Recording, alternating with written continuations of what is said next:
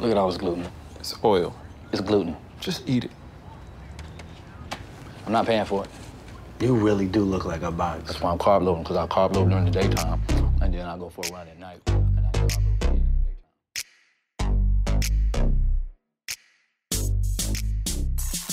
Hello, everyone, and welcome back to Insecurity, the official recap podcast for HBO's Insecure. My name is Crystal. And I'm Hey Friend. Hey, brr, brr, brr, brr.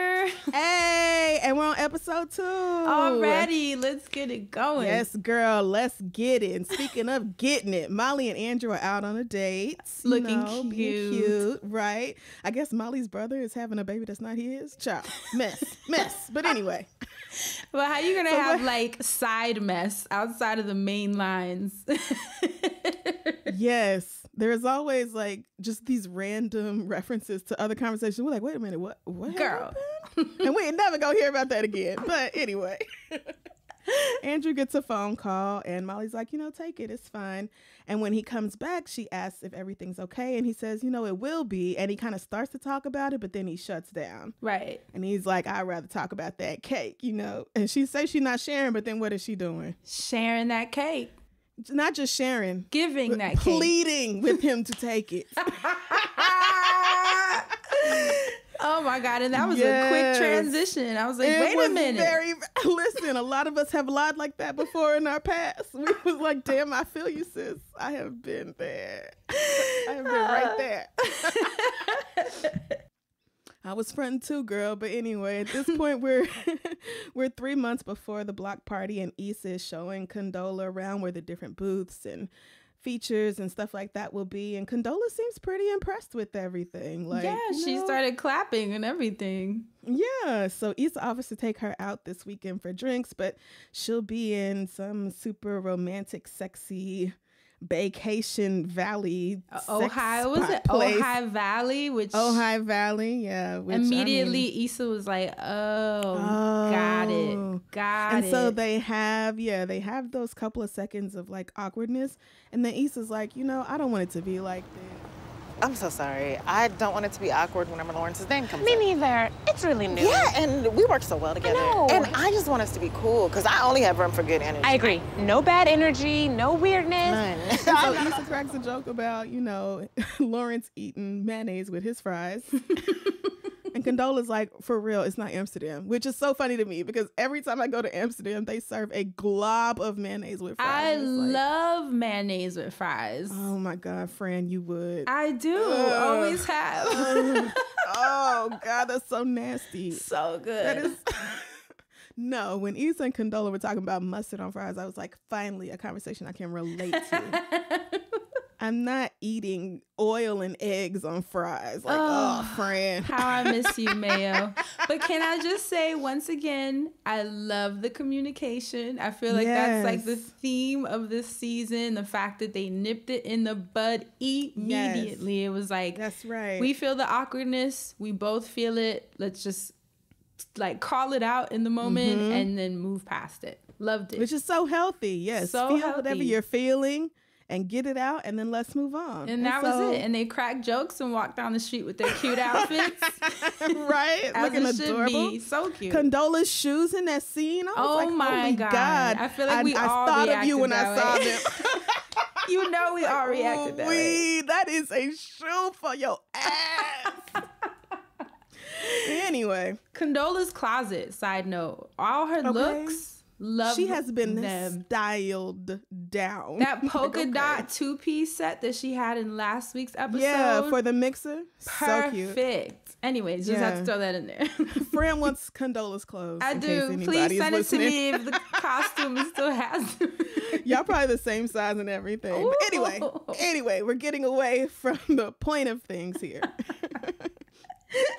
So the girls are all at Tiffany's house packing what looks to be the absolute worst Halloween grab bags of all time. Dude, what the fuck is wrong with Tiffany? Broccoli extract Laffy Taffies? I was trying to understand what the candy was. And toothbrushes?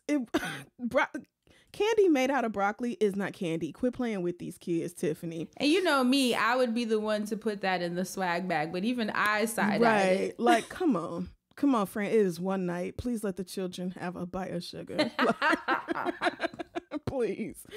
I love Kelly's Baps outfit. She's dressed like Niecy, which is just hilarious. So good. So good. And Tiffany tells Issa that her client is going to sell her the wine for the block party at wholesale. So Amen. At this point, yes, everything is great. You know, all she has to do is secure the headliner. And so Molly and Issa are in the kitchen talking, and Molly's like, you know, damn, I've been so swept up with work lately, but you've gotten a lot done towards this block party, you know, congrats, and sorry to have missed out. And Issa goes, you know, I miss you. And I'm like, oh, how did we fall apart? What happened to us? And it seems like a genuine response too. Like it did. Yeah. They're out of each other's loop though. I felt like that was something that we kind of like seeing snowball throughout the episode. Yeah. Like they're kind of maybe growing apart or outgrowing each other. I'm not really sure which, but it happens. It does. And so Issa, you know, is asking her about Asian Bae, and then Kelly makes that really dumbass remark about Samurai Dick, which I love that Molly was like, Samurai are Japanese racist, but then Kelly is like, prove it. It's like, bitch. You know when you're like, don't laugh, this is terrible, but I was cracking the fuck up. I feel like that's always what they're thinking when Kelly starts talking. They're like, this is, don't laugh, this is fucked up, don't laugh. But like, how can you not? Oh my goodness.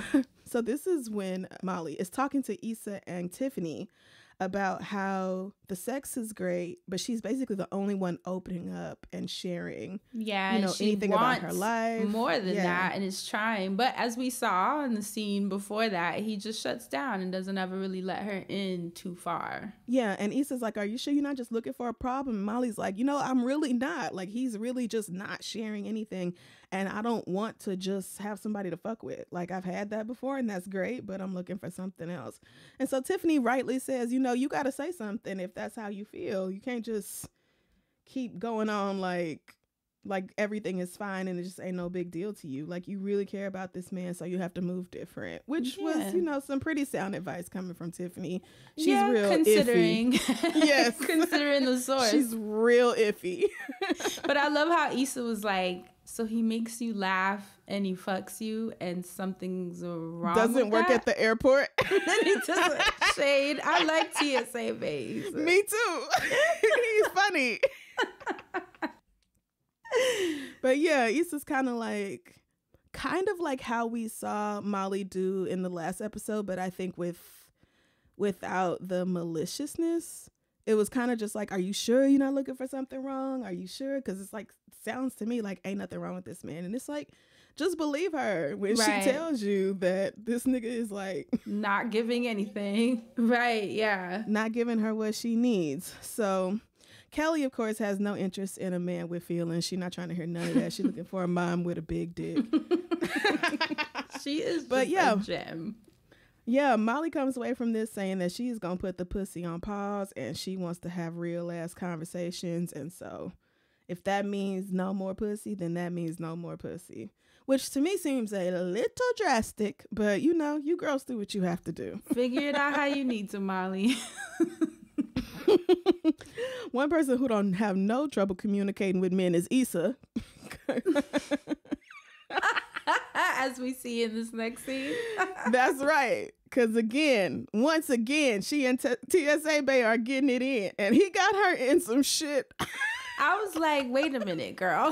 Now, wait a minute. Ain't the blood has to be rushing to your head? Right. I'm like, bitch, I know you dizzy.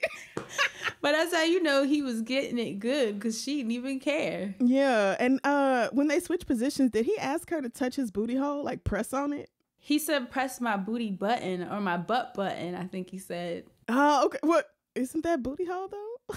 I thought it was more so like pressing the butt cheek to like as a button in a way, because maybe that's his thing. Like when you press it and it pushes him in closer to her. Got you. And then he went off. Completely off, actually.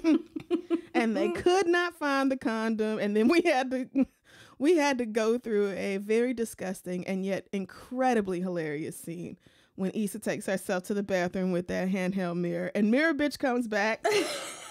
First Mirror Bitch appearance. And it had to be this one. What'd she say? I'm not mad. I'm just disappointed. And Issa's like, yeah, girl, this is a low point. Like, we... And then the fucking condom just drops. Yes. Oh, I was disgusted. Oh, relatable content, I tell you. When Mirror bitch said, ew, bitch. Like, that's the same thing I said. I was disgusted. Let me tell you, after this scene, I have a prediction, but we'll save that for the end. Oh, Lord. Okay, let's save it. Let's save it. I'll put a pin in it. Okay, girl. So meanwhile, Molly is at work and she's calling Andrew to invite him out. Like, well, not out, actually, invite him over. But, you know, Summer Walker is going to be performing that Friday and he would rather go see that. And she kind of has to convince him to, like, let's just come over and have dinner and chill. Yeah. But he agrees. And, you know, says he's going to bring a bottle of wine and whatever. And she seems kind of happy about it. Like, okay, you know. Because he was receptive. So far, so good. Yeah. He wasn't like, no, I'd rather not. He was like, whatever you want to do, boo. Which is what I like about him. He hasn't, even though clearly he's not sharing, but he hasn't been resistant, which has been cool. Exactly. Like, he's put up a little bit of resistance, but not really that much. Right, yeah. And then then Torian walks up and she's trying to make small talk with him, but he cuts it off real quick. Like, I don't want your recommendations for Cabo or shit else, girl. I got something to do. You could tell he's still pissed. What is Torian's deal? Remember that whole case thing last season where Molly took the credit for everything that they had going? Do you not remember this, Fred? I do remember, but I also feel like, so is he just gonna carry that into this season with like... Yeah, he's definitely gonna do that. Yeah.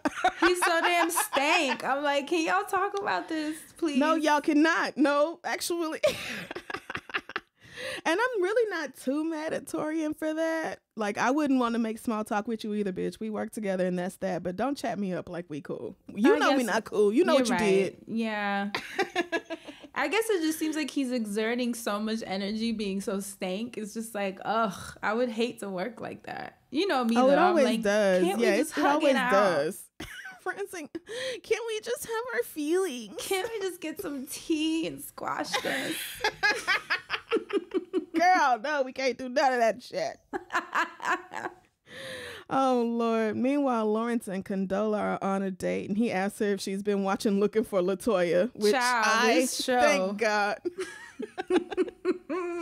Like I said in the first episode, I knew that Looking for LaToya was going to be parts funny and parts real. Because when Lauren's like, man, the cops are not even looking for her, I'm like, that's right. Like, y'all are bringing funny moments into this show. But the message of, like, is clear. The establishment don't give a fuck about us. Yep. Is reflected not only on the show within the show, but in the show itself. Like, that's Issa's entire reason for having the block party. Right. Because the establishment don't really give a fuck about us. They'll buy up all this land and stuff around us. And they'll buy our style and copy it as much as they can. Right. But they don't actually give a fuck about us, the human beings. And I was like, I see you, Insecure. I love you it. You niggas is getting deep. You niggas is getting deep. Getting political without being too heavy-handed. That's right. Which I like. Exactly. So right then the waiter walks by and Lawrence asks for a side of mayo. He has fries, you know, with his fish or whatever. And so, of course, Condola starts cracking up. She's like, me and Issa were just talking about this. And you... Yo. Lawrence was like... if your face could be a skirt... He was horrified. He was like, oh, what? What y'all say? I love the little laugh, though. He tried to push through. He was like, so what else? So how'd that come up? And she realized immediately, she's like, yeah, like, why did I do that? Taking this well, why did I bring this up? Yeah, and she's like, oh no, now I've made it awkward or uncomfortable. And, you know, we're really not talking about you in depth or anything. It's just that, you know, it came up and it was awkward. And having a little joke about it eased the tension, you know, which is understandable. And so right when she asked him if he's okay, we cut to him and these two niggas. Hell the fuck no, I'm not okay. It is the return of the boys. I love that edit, though, from her asking him, are you okay? And then it goes immediately into him cursing. Hell the fuck no, I'm not okay. But I have a question. Why do you think he held back from telling her how he felt in that moment? Why not just tell her, like, actually, I'm not okay that y'all are talking about me? Well, I mean, probably so that he wouldn't seem petty or whatever, because Lawrence is an intelligent person. And I think he understood on the surface, like, this is a harmless thing. It's not like they were meeting up to talk shit about me. Right. But I'm in my feelings about it because I don't want my girl hearing about me from my ex. You know? Like, That's true. Fair. I think it was more like he didn't want to seem petty and immature, but he knew he was being petty and immature. Right. So then he saved that for Chad and Derek. Exactly. Because Chad is the most immature. And then Can I Derek say is I was slightly so- more mature than he is. I was so happy to see Chad. That is your problematic That phase. is my favorite character. Fran, you need to let go of that. You need to go inside yourself and you need to ask yourself, why am I attracted to men? Why am I drawn to men like this? No. I think I feel a part of me is like Chad. That's why I love it. Yes, that's what I'm talking about. You need to find that part of you. When and he was ask her like, why she's that way. when he was like, they gonna make a podcast about your dick. I was like, the accuracy. Okay, yes, that was hilarious. Hilarious.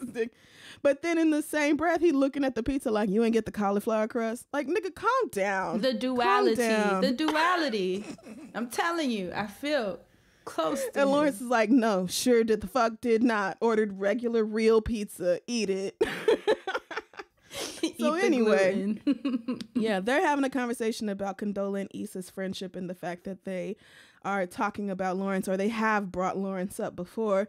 And Derek, who is typically the most mature of this squad, says that he would just blow it off because if he made a big deal out of it, the girls would bond out of him being so sensitive over it, which is kind of valid. That probably would have happened. But Derek also makes it a point to say that he wouldn't be cool with it either. You know, theoretically, if Tiffany and her and another of his exes were friends and this happened, that, you know, it wouldn't be all right with him either. So, but then he shares that when he breaks up with a girl, he moves. No, it's like, wait. So you're not doing a great job of handling these things either. At all. That's not feasible, sir. Like, that is not it either. I was kind of wondering if they made him say that because that's some kind of foreshadowing. You know me, I'm like, what's the connection? Is he gonna move at some point? Is that why they're telling this tidbit? No, the show is not about Derek, sis. They are not giving us that much for Derek. You know they like the dramatic sideshows, so we'll see. Unless he leaves Tiffany at the end of the season and goes back to Dallas, then I'll be like, all right, friend, you called it. Prediction. You heard it here first. Here you go with your shit, girl. My crystals are buzzing. I don't know, Crystal. Girl. So Lawrence is basically, you know, trying to figure out, should he look crazy with Issa or like desperate and sad with Condola? Should he text Issa and ask her to chill? Use a bitmoji, whatever. And then, of course, Chad is being a dumbass about it, talking about he gonna have to console Condola if she see the text message thread between the way his brain works, he's right. like, what do you say? If you hit Issa, then she gonna send you a nude, then Condola gonna be hurt, then she gonna come to me and I'm gonna have to fuck her. I was like, whoa, a journey. Where did we just go? Why is Chad this way? Why is Chad? That's it. So ultimately, Chad is not to be paid attention to during this conversation. Derek tells him, just be upfront about it. And then Chad is mopping grease up off the pizza, talking about, look at all that gluten. So, you know, like you can't pay attention to this man. You cannot mop gluten up away from your food. Love you, Chad. It is not. You would, girl. You would.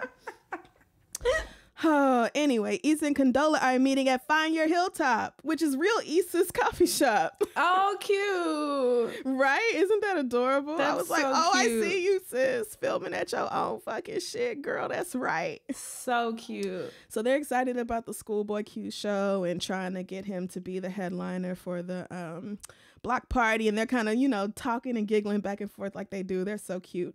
And when Molly arrives, you can kind of see immediately when she sees Condola, her attitude shifts ever so slightly. Completely. Yes. And when they both got up to hug her, she was like, what's happening? Which, I mean, fair. But I mean, it was a lot. I don't want other people touching me either. But like, But it made me laugh that she like didn't even let Condola fully stand up before she was handing her purse. Oh yeah, Condola was like, I should go. She was like, oh yeah, this your bag. Here, like, this yours? Okay, calm down, bitch. I was like, what? Can she get up? God right. damn. And so Issa invites Condola to stay, not realizing just how pressed Molly is over this.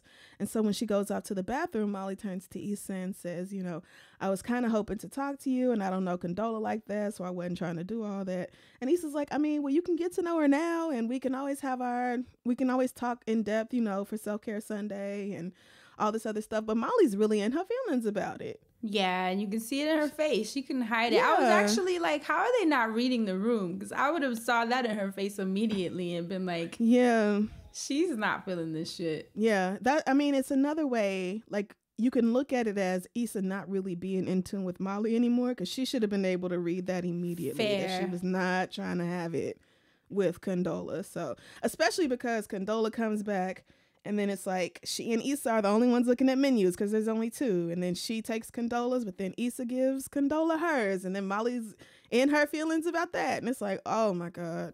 That little dynamic with the menus, I was like, ooh, what is going on? This trio over here.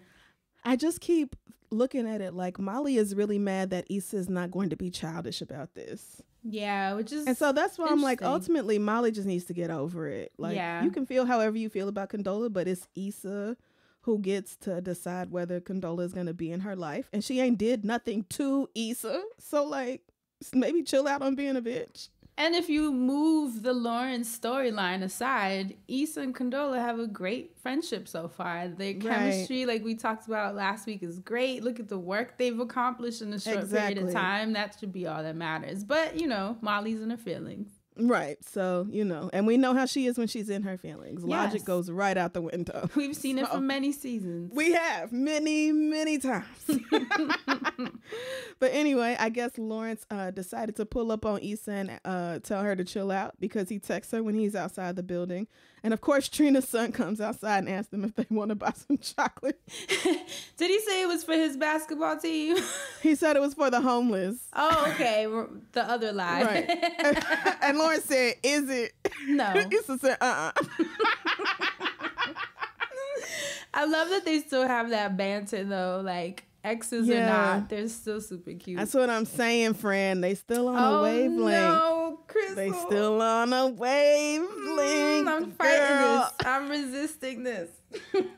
But I am so proud of Issa once again, because when Lawrence comes to her, you know, respect. Look, I know that you and Condola are friends, and honestly, y'all should do y'all's thing or whatever. But maybe I don't have to come up in you guys' conversation. Oh, right. We talked about you, but we didn't like talk about you. I promise. We just kind of needed to call it out to let it go. Yeah, cool. Cool, because, you know, I just want her to get to know me through me. And I like her, and, you know, I want it to work out. Yeah, she's great. I love Condola. Condola! Issa is very cool with it. And she's like, you know, we really wasn't doing all that. She said the same thing Condola did. Like, it was not that deep, but I feel you. And, you know, so I shouldn't tell her that your first name isn't Lawrence. And then the whole Martin joke and all Lawrence. that. I'm telling you, girl, wavelength. They waving on the links, girl. They lengthening the wave. And let's not front, like, the outfit she came in wasn't that outfit you put on where it's like, I didn't try too hard, but I still gotta be cute and let you know. I know, I peeped like, it. You're right, Crystal, you're right. I could front, like, I was just sitting around the house in this crop top and leggings. I could. Oh, hey. But we both know I wasn't. Ooh, been there. So yeah, I said, good job, Issa. You are taking this like an adult and being very grown and responsible about it. I'm loving all of it. Keep it coming. Meanwhile, though, Andrew is at Molly's house where she is working on a gumbo. And immediately I was skeptical. I said, I don't. Wait, why? I don't. You sensed it, the spirit of the food. It's just, you know, as somebody from that region, it's nothing about Molly that gives me gumbo. It's nothing about Molly that gives me I could be wrong. But, you know, apparently not, because Andrew said, yeah, it's a little too salty. And she tasted it again like, damn. You right. It is. Okay, girl. So while, you know, she's cooking the gumbo, he trying to get a sample of something else, and she kind of pushes him away like, what you doing? That's not on the menu. You know, I thought we would chill. You know, we gonna talk and, you know, have a little conversation or whatever. And she's like, no sex today, just this relationship I'm forcing. You know, and it seems like he's kind of going along with it. They're eating and she's showing him pictures from her childhood. And, you know, she brings up how they must have gone to Disney all the time because they live so close. Like, they must have gone out to these theme parks. And he's like, no, my sister wasn't really good with crowds. And she's trying to press a little bit, find out more about his sister, but they don't have a relationship. Yeah, and he just kind of shuts down almost instantly. Yeah. The more she didn't really press that much, but it was like, don't want to talk about my sister, and you know, let's go to the show or whatever. Like, totally like diverts the attention, but she's like, go to the show if that's where you'd rather be. Yeah, like she's super frustrated because he will not be real with her about, you know, anything that is real, and everything's jokes. She wants to date somebody who has some depth to him.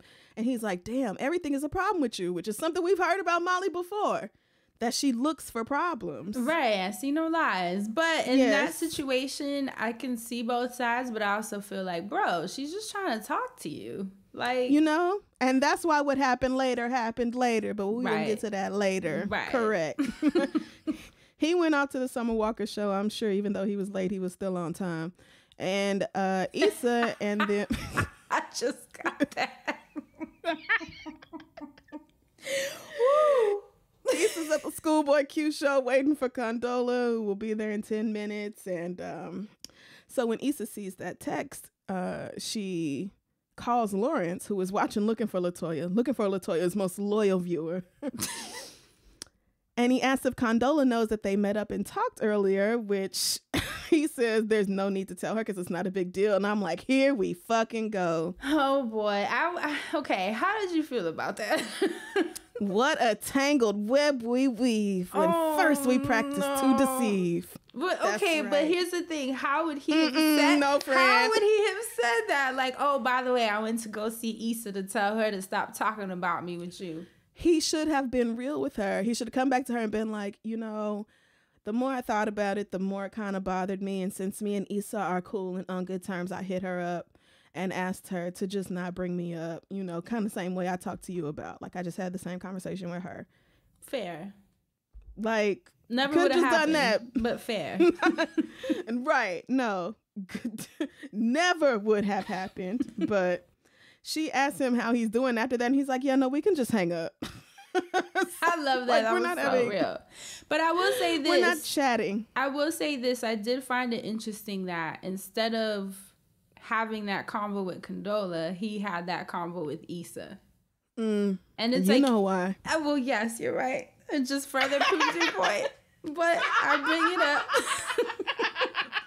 because it made me feel like, well, where does your loyalty lie? I mean, I get it. Condola is like a new relationship, but it's like, am I building with you or with Issa? Like, why would I even go have that convo with her? So I thought that was a weird choice that he would go back. Yeah, it's like me and Issa have to be on a united front. Yeah, it's like, huh? And it's like, that's interesting that you and Issa, kind of like Issa is the constant, the permanent in your life, and this other girl is just here for a moment. I don't know. We're gonna see though. Oh man, we're gonna see though.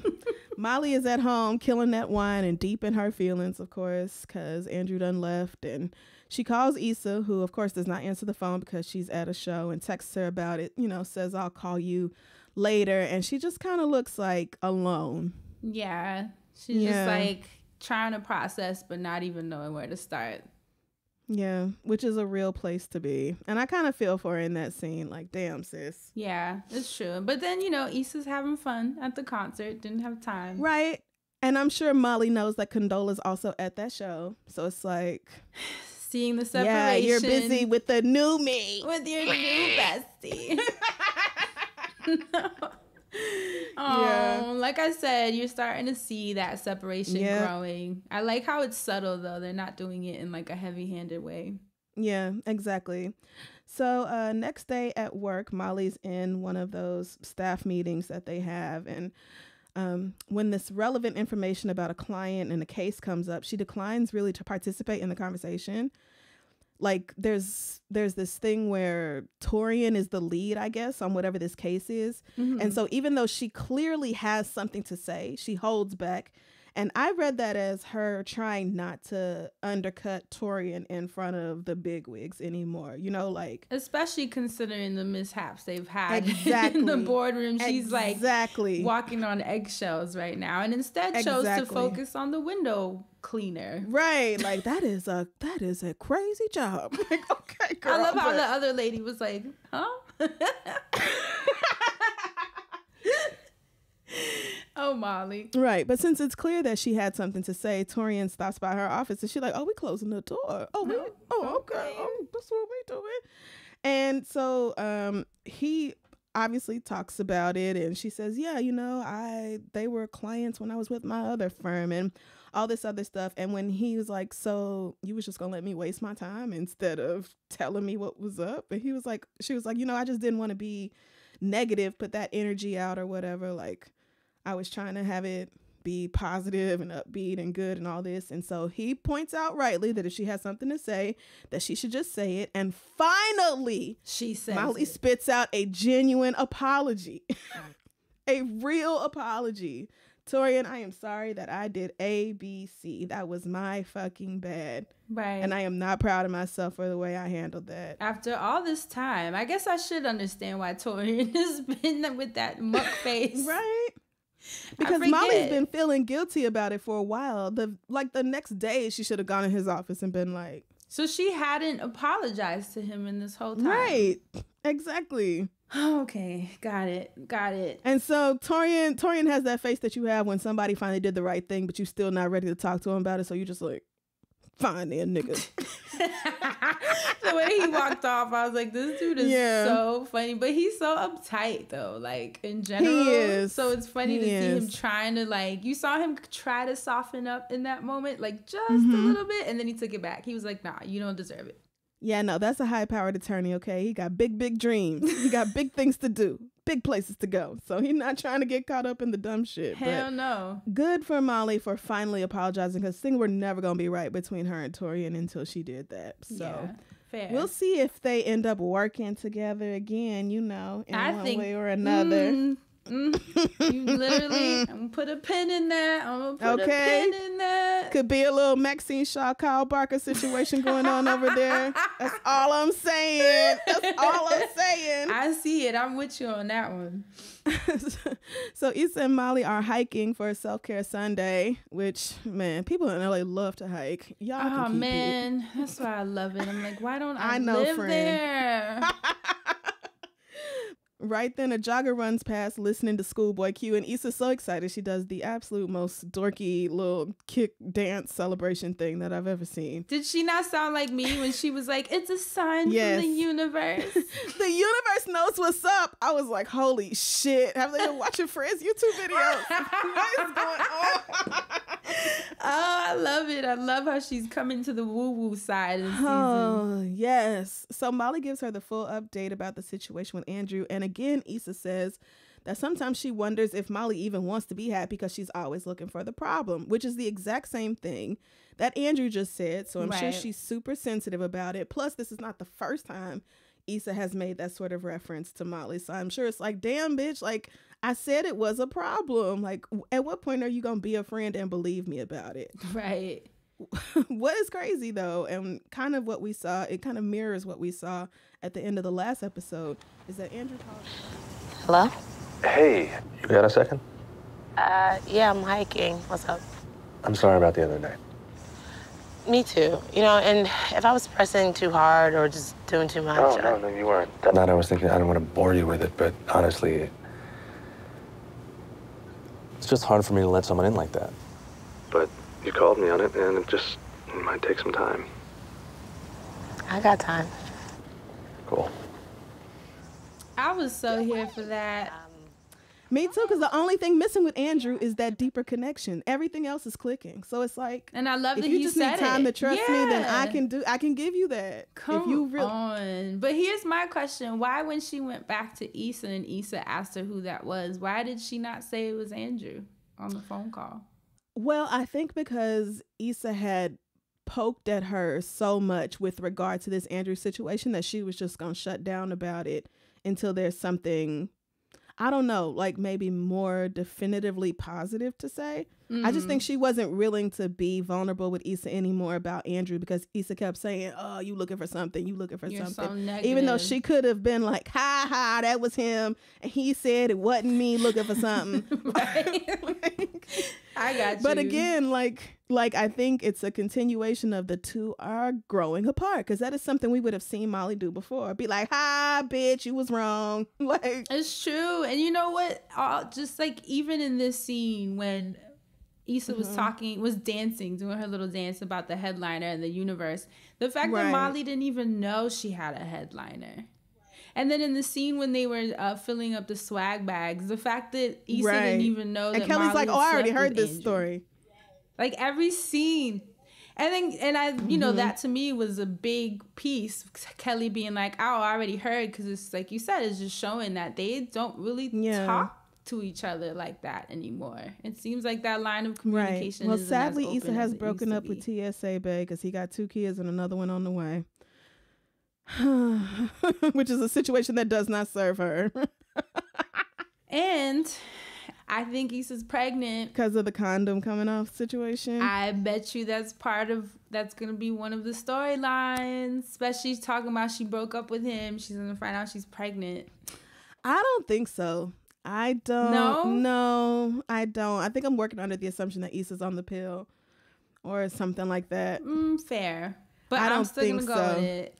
I think we got that condom coming off scene for the gross mirror scene, not to set up for a pregnancy. I think we got it just so we could have that splat. I don't know, Insecurity listeners. What do y'all think? That's right, because while Issa is telling Molly about, how she had to let that thick dick go and it was hard, Molly is tuned the fuck out, tuned the fuck out. Like, it faded out. I was like, wait, I want to hear the rest of what Issa was saying. You tuned out too quick. That's right. Molly's not listening anymore. The friends are drifting further apart, and that is where we end episode 2. Man, damn. Ooh. Oh, so friend thinks Issa's pregnant.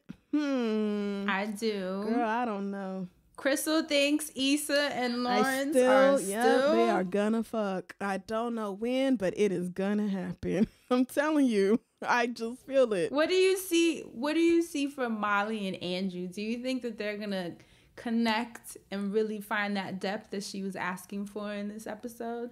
You know what? I think they are, and then I think something else is gonna break them up. It's going to be like, yeah, we fixed what we thought was the real issue between us, and then another issue came up because that's how relationships go. And because Molly always because eventually Molly does start to look for things. Okay, that's a really good point. Things can be going super well, and Molly will be like, yeah, girl, not my business, thanks. Or not. Maybe we should give her the benefit of the doubt. So y'all got to hit us up. Let us know what you think. Use the hashtag Insecurity on Instagram, Twitter, wherever you use social media, and let us know what you think the girls are up to, what you think is going to happen. Because I'm worried about these two. Yeah. Who's going to date who? Who's having a baby? Who's going to sleep with Condola's man first? Oh, my God. And don't forget, that's hashtag INSECURITEA. We will be following along on Twitter and everywhere else you want to use the hashtag. We want to hear your predictions, so don't forget to share those. All right, and that's it for us. My name is Crystal. And I'm Hey Friend Hey. And we'll see you next week. Bye. Insecurity, the Insecure After Show, is a Loudspeaker Studios production in association with Team Epiphany. We're your hosts, Crystal and Fran. Our producers, Matt Raz. The executive producers are Chris Morrow and Matt Raz.